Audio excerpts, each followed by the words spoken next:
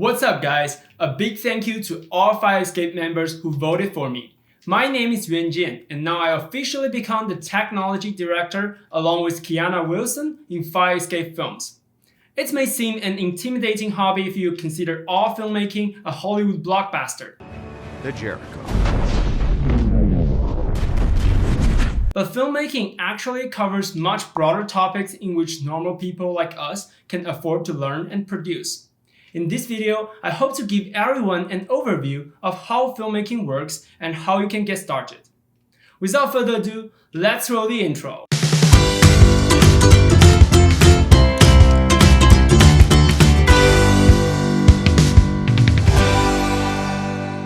First of all, normally when people refer to films, they're usually talking about narrative films, where actors perform the scenes and there are written scripts, dialogues, plots, and a crew of people working closely to produce such a film.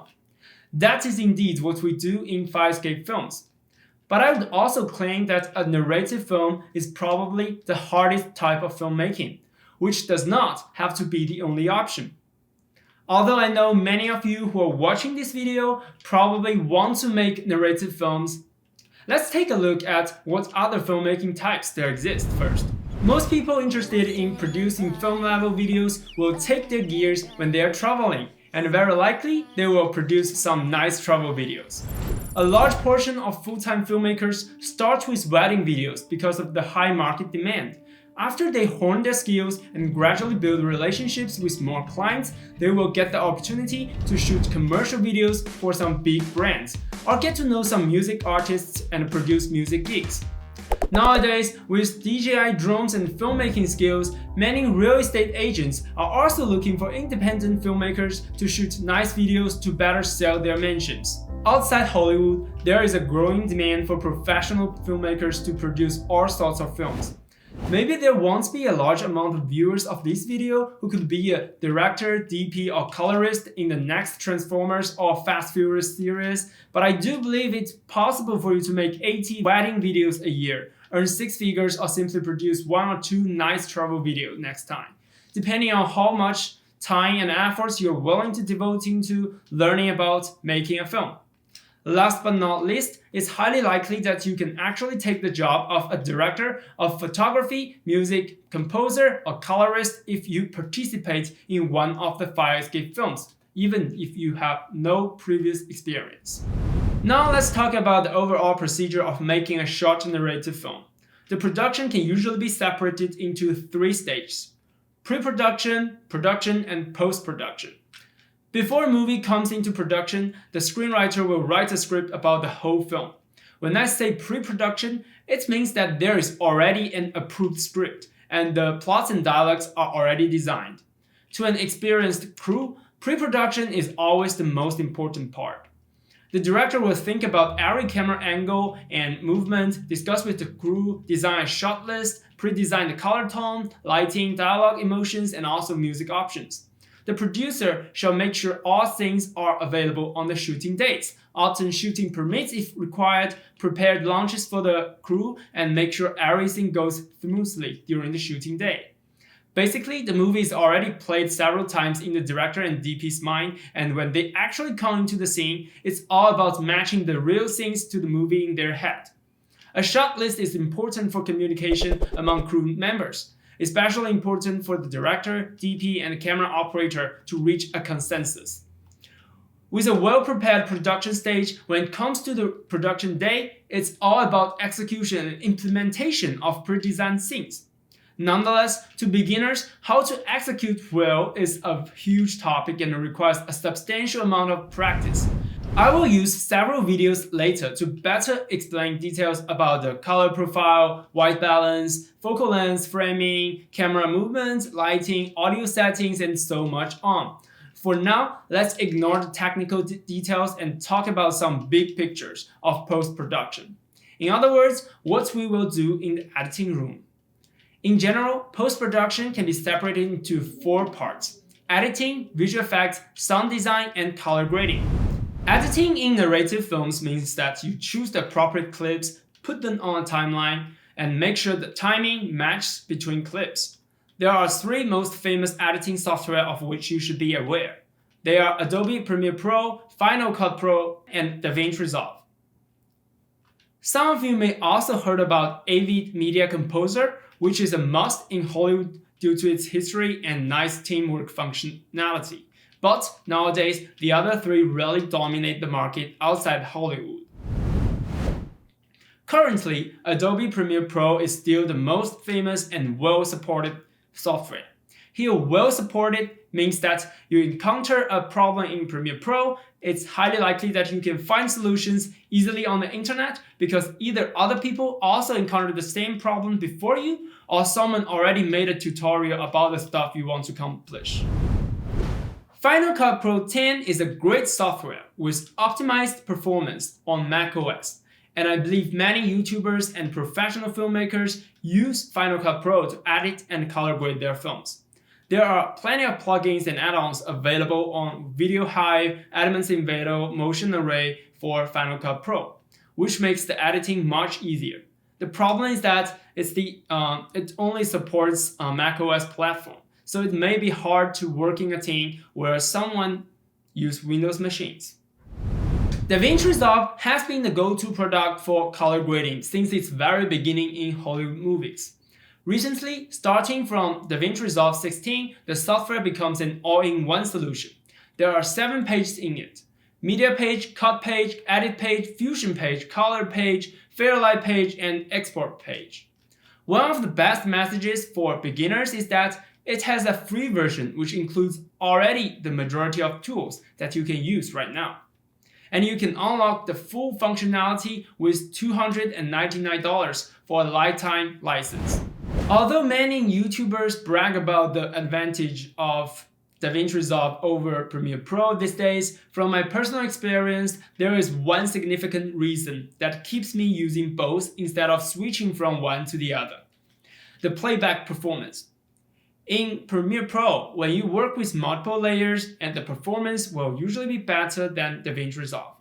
If you use a laptop as I do, Premiere Pro will often be smoother when editing, which means a lot because you hope to edit fast and accurately.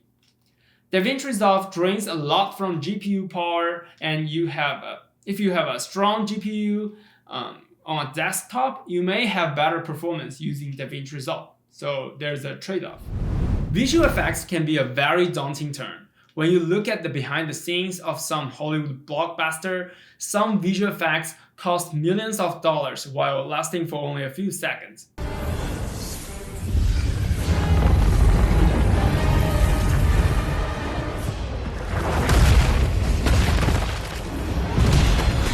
It may involve some very advanced 3D design and rendering, software like Autodesk Maya, Blender, Fusion Studio. It's good to know the existence of this software, but I would suggest most of us ignore them at the beginning, or maybe forever.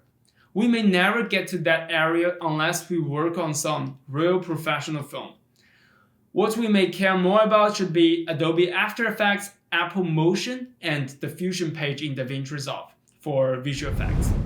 The Fusion page in DaVinci Resolve is node-based, which is quite similar to the Fusion Studio's design. In contrast, After Effects works on a layer-based model, and when making visual effects, the workflow between these two softwares are quite different. A general suggestion is that before you understand the workflow of Premiere Pro and actually edit a few videos in DaVinci Resolve, don't think about messing with Adobe After Effects or the Fusion page. Sound design is the next very important part of post-production. There is a famous saying by Georgia Lucas: sound is half the picture. Sound design and music choices really determine a large portion of the emotion. In DaVinci Resolve, we can use the Fairlight page to compose music and dubbings. I don't want to intimidate you too much on the technical complexity, as we haven't reached the part to teach how to compose sound. So let's just enjoy and see 2 clips with and without sound design.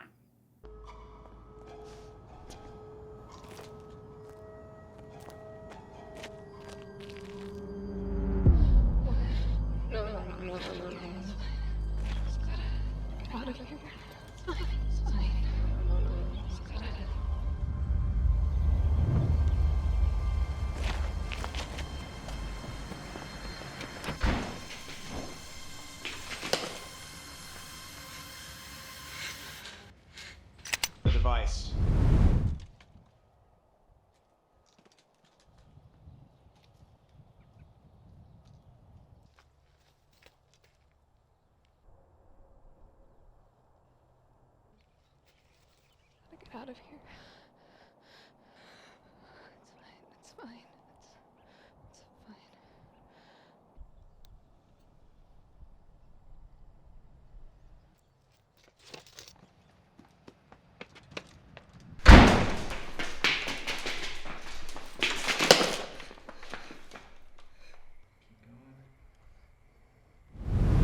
The final main stage of post-production is color grading, another large topic. Usually when shooting a film, we will use the log color profile to obtain a higher dynamic range and allow larger scale change of colors. Here are some famous movies the color of which is so impressive that they become a reference of a typical style of color grading. Joker, Blade Runner 2049, La La Land, Moonlight, and so many more. I will show you a brief color demo I graded before to showcase the difference color grading can make.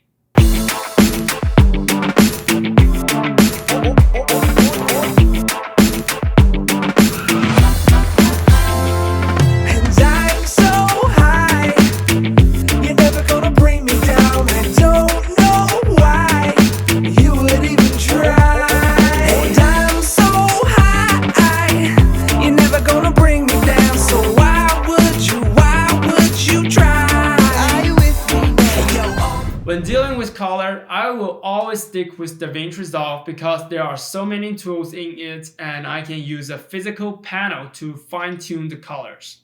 Anyway, color grading is all about subtleness. Despite that, we can also use Premiere Pro or Final Cut Pro to do color grading. In Premiere Pro, there is a Lumetri color panel, which also has many advanced tools. Up until now, I hope you have got a general overview of how filmmaking works. Are you excited now? If you are a UChicago student, consider joining Firescape Films to make films with us.